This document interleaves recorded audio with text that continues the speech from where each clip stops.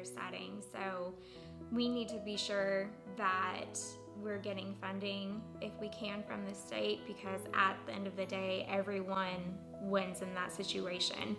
If you have the daycare workers getting the required training that they need, those hours, then they're implementing that daily in a setting with your child. And so it's really important that we come together as a community to support one another, because at the end of the day, we have to have childcare, and we have to know that we have reliable childcare and that we trust the people we're leaving our children with. And so if we have the right funding, then we can keep those employees long term and they will be happy. And if they're happy, then that's going to show in the work that they do with our children as well.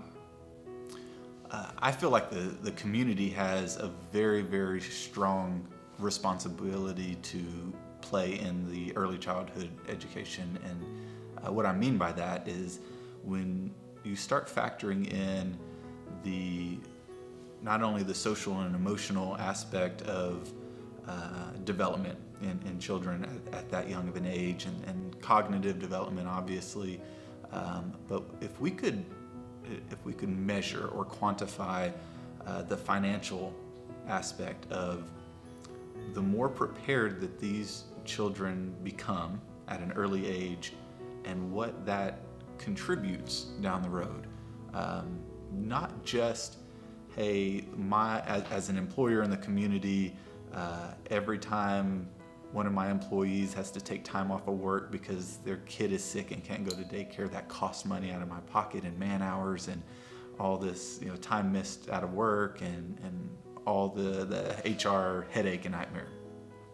That aside, if we could look further down the road at what does it cost, or what investment would I as a community business be willing to put back into the child care system, knowing that if we are developing these children to be better equipped and better, more adequately able to fulfill the job role and the job duties, but also be socially and emotionally prepared to deal with the hardships and stresses that come with day-to-day, whether you're in a blue-collar or a white-collar industry, it really doesn't matter. All of those nuances start, that scaffolding starts at a young age. And I think the responsibility is very much there on our community to support and change the stigma of childcare being this kind of underappreciated resource and a necessary evil of, well, I have to go to work, so I have to find somebody to watch my kids during the day.